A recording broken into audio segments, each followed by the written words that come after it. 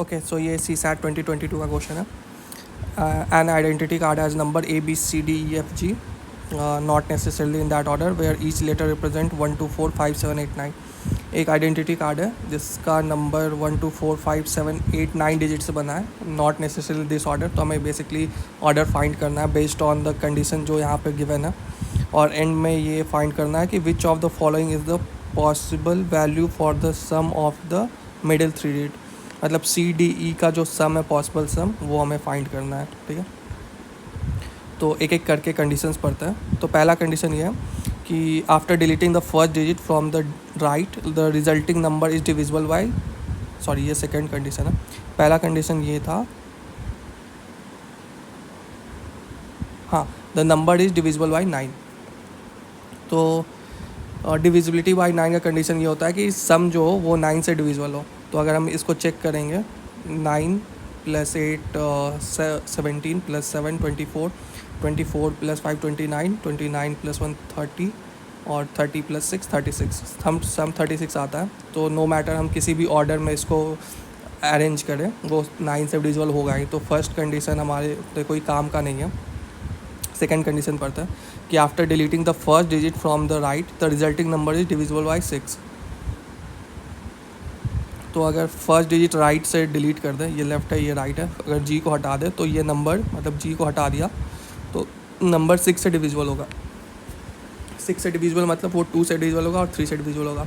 2 से डिविजिबल होने का मतलब है कि F जो है वो इवन होगा, यानी हमारे पास जो इनमें से है ये इवन पॉसिबल जो है 2 4 या 8 होगा. 3 से डिविजिबिलिटी का कंडीशन ये होता है कि सम जो है वो 3 से डिविजिबल हो. तो हमें ये चेक करना है कि इनमें से हम कौन सा नंबर को हटाए, एज अ G रखें जो कि हमने हटाना है. तो उसके बाद जो सम बचेगा वो 3 से डिविजिबल होगा.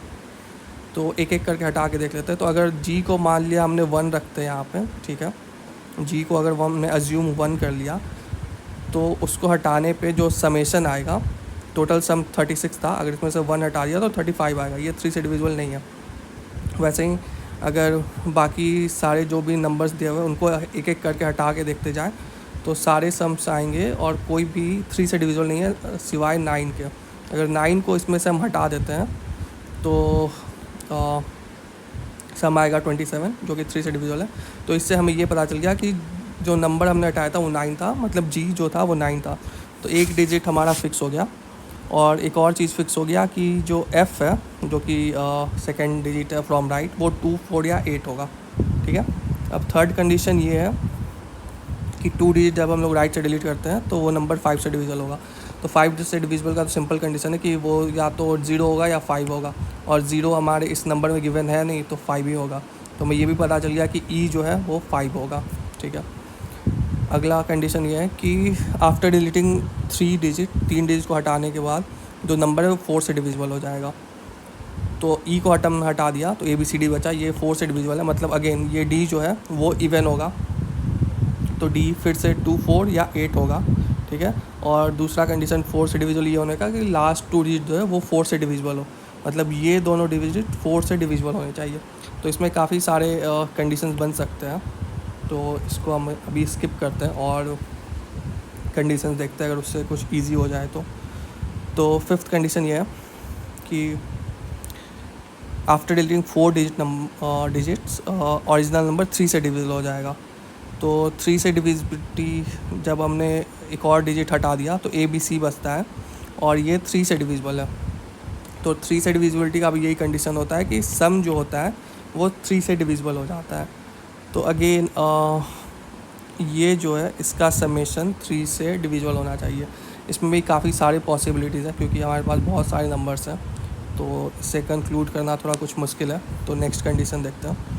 सिक्स्थ में है कि after deleting 5 digit from the right, 5 digit को हटा दिया तो जो रिजल्टेंट नंबर है वो 2 से डिविजिबल है. तो C भी हमने हटा दिया इस बार, तो A भी बचा और ये 2 से डिविजिबल है. तो अगेन हमारे पास ये कंडीशन आ गया, ये तो था ही 2 4 8. ये जो B है ये भी 2 4 या 8 होगा. ठीक है, तो 3 इवन नंबर थे 2 4 8, और हमें तीनों का प्लेस पता चल गया कि ये या तो इन्हीं तीनों में से कहीं होंगे. तो बचता है हमारे पास, अगर 2 4 8 हटा दे तो 1 7। तो यहाँ पे या तो 1 होगा या 7 होगा, यहाँ पे 1 होगा या 7 होगा, ठीक है। अब इनके बेसिस पे हम ये जो पिछले वाले कंडीशंस को हमने स्किप किया था वो यूज़ करके देखते हैं कि अगर कुछ और आता है तो, क्योंकि फाइनली हमें इनका समेशन निकालना है। ये और यहाँ पे हमें 5 पता है, यहाँ पे 1 और 7 कुछ भी हो सकता है, यहाँ पे 2 4 8 कुछ भी हो सकता है, इनका समेशन निकालना है। ओके, तो देखते हैं। तो ये बोल रहा था फिफ्थ कंडीशन जो था कि सम 3 से डिविजिबल है, तो ये हमें पता चला कि ये 2 4 और 8 होगा, ठीक है। और ये 1 7 होगा, 1 7 होगा। तो देखते हैं इसमें से कौन सा कॉम्बिनेशन 3 से डिविजिबल हो रहा है। तो यहाँ अगर 1 रख लूँ मैं, ठीक है, और यहाँ 2 रखूँ तो इनका समेशन 3 हो रहा है। और कोई एक ही इवेंट चूज़ कर सकता हूँ मैं 2 4 या 8 में। 2 ले लिया तो इसके बाद 7 ही बचता है, और ऐसे भी थर्ड प्लेस पे 7 ही आना है। तो 127, इसका सम 10 हो रहा है, तो ये कॉम्बिनेशन पॉसिबल नहीं है। अगला होगा 1 4 7, और ये हो रहा है 12, ये पॉसिबल है। और एक और कॉम्बिनेशन बनेगा 1 8 7, इसका 16, ये भी 3 से डिविजिबल नहीं है, तो ये भी पॉसिबल नहीं है।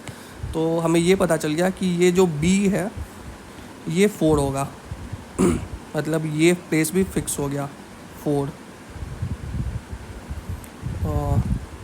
अगर ये प्लेस 4 फिक्स हो गया तो हमें ये पता चल गया कि 4 यहाँ पे नहीं होगा, यहाँ पे 4 आ गया, ठीक है, यहाँ पे कुछ भी है, तो हमें बस इन तीनों नंबर से मतलब है।